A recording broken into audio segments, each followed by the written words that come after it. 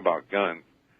Just type in the truth about guns in YouTube. You'll come to a video series I made last year on the Antimatter radio show about all these statistics and how guns, how they keep you safe, and the real story on guns, not the garbage they give you in the news, and how it's the most important thing for safety of people. But in that YouTube video, I embedded a picture of my AR-15 there, which is pretty nice. But yeah, don't you agree with me about the whole gun culture being an intellectual community?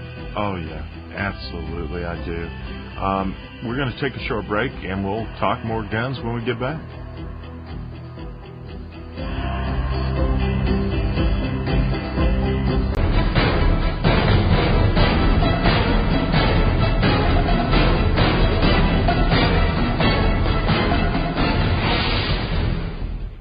We are talking preparedness and guns tonight, folks.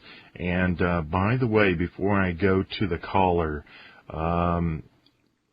folks, when I have a guest, that, especially if they, if they're selling something, such as a guest last night, go check it out. It might be worth your effort and your money. You're going to have to determine that, but at least have the courtesy, if you're going to listen to this show for free, to put a little effort out, okay, on your end. And like tonight's guest, a friend of mine, Dave, I really respect his writing. It's so thorough, so punctual. It kind of drives me crazy. He's just a really good guy, man.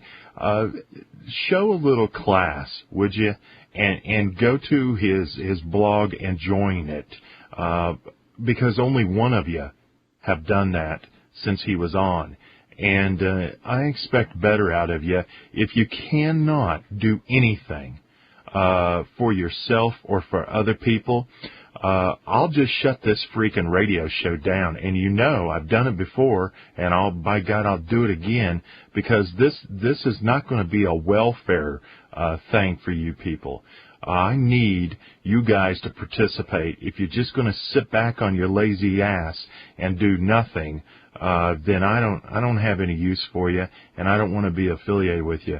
I'm starting to get all angry because that's been happening with this show way too much. You need to show that you're worth me spending my time and Jeff spending his time to present a decent show and something unique.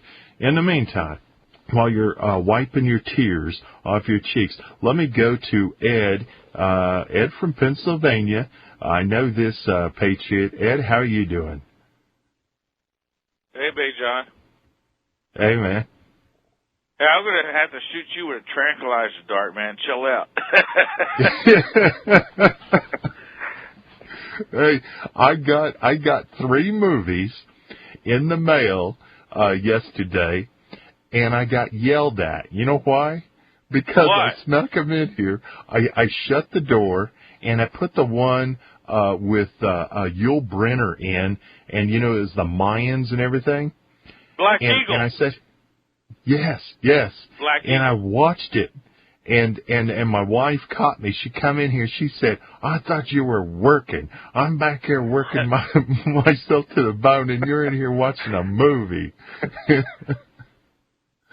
Oh, but I appreciate the movies, man. Hey, we're talking. Your guest host there was Dave, right? Yeah, or the guest, yeah. Dave or Dice, but I grew up in Philly. If he's living right next to the Pine Barrens, that is the largest swamp on the East Coast.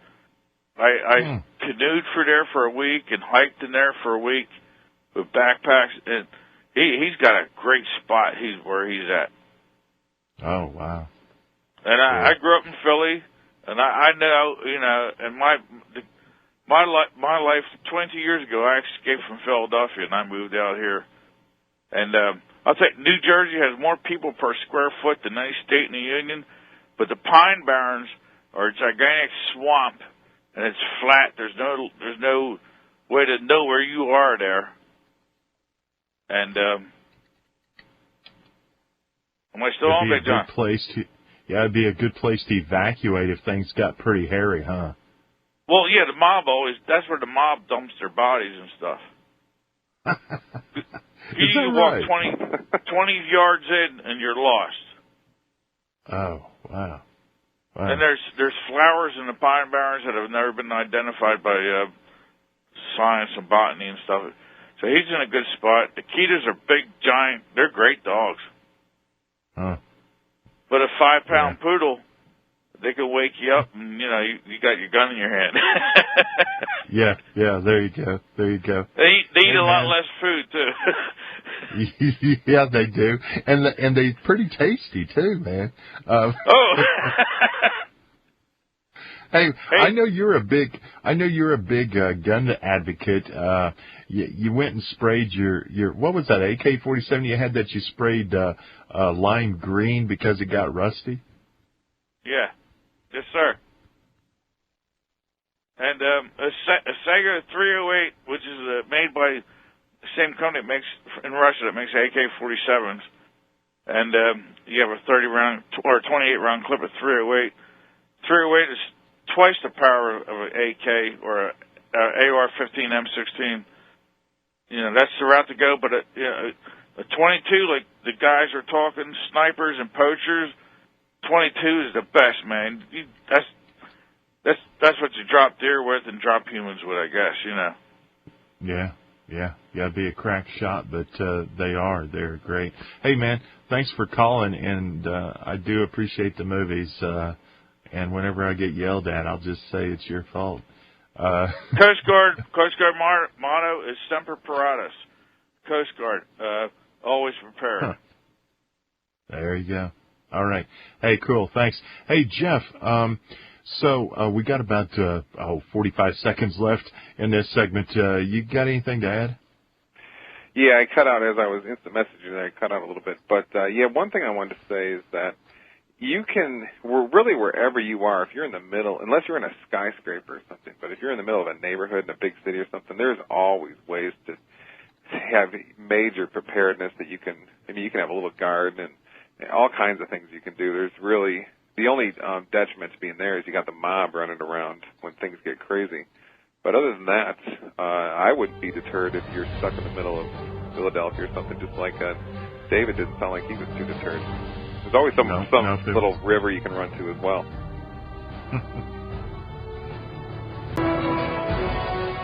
And ironically, I also have, I think you said you have two SKSs, so basically that's the AK-47 variant. I also have two AK-47s. One of them is really cool looking. It's painted green with sort of black tiger stripes on it. Really sharp gun. And the other one's just a standard AMD 65, the Hungarian version. But the reason to have two AK-47s is not just because you can have two shooters, which is the very, that's a good reason right there. But also, what if some unforeseen parts break on one of them? I mean, say you have a whole big stash of 7.62 by 39 ammo, as I do, and so you want to have, you don't want just to have one gun that all that ammo can use. You want to have two, because what if, say you buy your extractor and you buy your pin or something, so you think you're all set for spare parts on the one AK, but what if something happens where, what if you jam around in there that takes some special machinery to get it out? Then you got all this ammo and no gun. So two is better than one. I mean, that's preparedness right there. That's you're talking about insurance at the very beginning of the show. That's insurance right there. So what could make more sense? Yeah, that's exactly the point of having two, and in addition to the firepower. What I do on my SKS and AKs is I double up the magazines. I have 30 and 50 round magazines, and then I duct tape them together, back to back, so that when one is empty, I just flip it over and shove the other side in, and I've got another 50 rounds. It only takes a second to flip around, and that's a lot of firepower to put out, 100 rounds of AK or SKS coming at you, in a short period of time. You can lay down some real serious hurt. And we go down there to this range, and the guy that owns it, is in currently really poor health, and we're real concerned about him in this area. But a real trooper and a real patriot. He's had so many issues with the ATF and all. He is a member of the Mile Long Club, and but he's squirreled away all this money for years and years in order to buy this 40-acre gun range. It's just a naturally